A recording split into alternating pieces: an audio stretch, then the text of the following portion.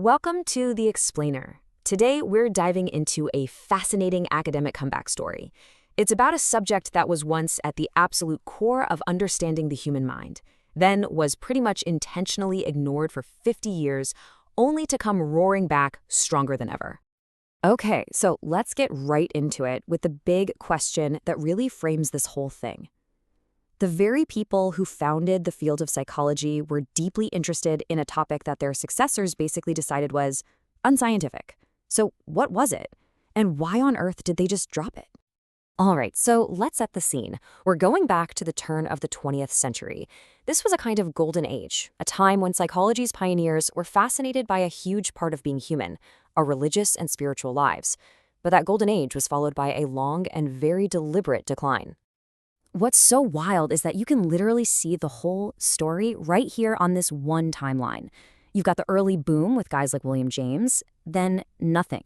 This long, quiet period, almost like a black hole in the research. And then, bam, an absolute explosion of a comeback that's still going strong today. And let's be clear, this wasn't some accident. Psychology was kind of the new kid on the scientific block, and it desperately wanted to be taken seriously, to sit at the cool table with physics and biology. So to prove its scientific street cred, it had to cut ties with its more philosophical roots, and that meant ditching anything that seemed too subjective or messy to measure. Religion was at the very top of that list. But you can't ignore something so fundamental to the human experience forever. After decades of radio silence, something started to change. By the 60s and 70s, a new generation of psychologists was basically asking, hey, how can we possibly claim to understand people if we're ignoring this massive part of their lives? And that question sparked an incredible revival. And this isn't just a feeling, right? The proof is in the numbers. Just look at this. Between 1988 and 2001, almost 1,200 new studies on religion were published. Now remember, for the 50 years before that, the topic was practically a ghost. This wasn't just a comeback, it was a full-blown research explosion. And it wasn't just a bunch of lone wolf researchers either. The whole field started building a real foundation around this renewed interest. The American Psychological Association, the APA, created a whole new division just for it. All of a sudden, you had textbooks popping up, new academic journals, professional resources. This wasn't some quirky side hobby anymore. It was becoming a legit, data-driven field of study. But as researchers rushed back in, they almost immediately hit a snag, a big one. See, in the decades that the field was quiet, the culture outside had changed. People started talking about being spiritual but not religious. And for scientists trying to do research, this was a huge problem. What exactly were they supposed to be studying? You can see the problem right here. We started splitting these two ideas. Religion got labeled as the organized, institutional stuff, the buildings, the rules, the traditions. Spirituality, on the other hand, was seen as this very personal, internal experience, that inner feeling. Now, for researchers trying to create consistent, repeatable studies, this was an absolute definitional nightmare. So how did they solve this puzzle? Well, the big breakthrough came when they decided to focus on a core concept that actually unites both religion and spirituality: the search for the sacred. It didn't matter if you did it through an organized church or on a solo hike in the mountains. The fundamental human drive was the search for something transcendent, and that gave them a solid, measurable foundation to finally build on. And once they had this clearer focus, man, that's when things got really interesting. The real payoff here wasn't just about understanding religion. It was about understanding these core human strengths, these virtues that people have been talking about for thousands of years, but that were now finally being studied with real scientific rigor. This is the real payoff, right? The academic study of religion suddenly connected with these timeless ideas about what makes a good person.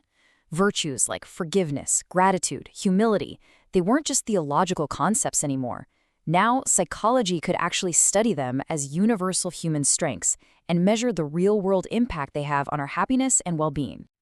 So let's take gratitude, for instance. We might think of it in a religious sense, but psychologically, it's defined as that emotional pop you feel when you receive an unearned gift. And what researchers found was that actively cultivating that feeling, whether you're spiritual or not, is directly linked to being happier and more satisfied with your life. It's like a key ingredient for a flourishing life. And then there's forgiveness. For centuries, this has been a central pillar of so many faiths. But now, science was looking at it as a psychological process, and the results were just wow. The ability to forgive, both other people and yourself, was correlated with lower stress, a better immune system, and just all around better mental health. It's an incredibly powerful tool for our own well-being. And finally, we have humility. For a long time, psychology was all about self-esteem, right? But this new wave of research kind of flipped that on its head by highlighting the dark side of too much self-esteem. Things like aggression, narcissism, entitlement. Humility isn't about thinking less of yourself. It's about thinking of yourself less. It's having a realistic view of who you are, and it's turning out to be the perfect antidote to destructive pride. So you'd think with this incredible comeback story, everything's perfect, right? Well, not quite. Despite all this amazing progress, the field still has one major challenge. It's generating all these fascinating insights, but it's largely doing it in its own little academic bubble, separate from the rest of mainstream psychology. And this quote, wow, it just lays the problem bare. In the late 90s, you had these three massive handbooks summarizing the entire field of social psychology.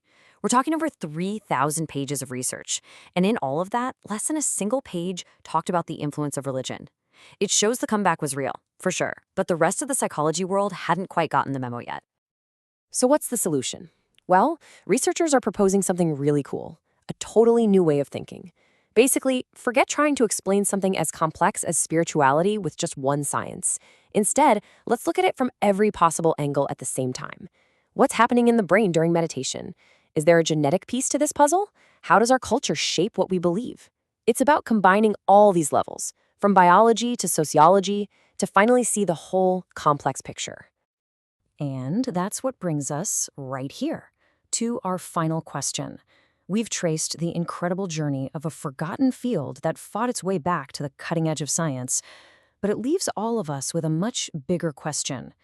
As we develop these powerful new tools from brain scans to genetic analysis, what really is the next frontier for understanding this fundamental, mysterious part of who we are?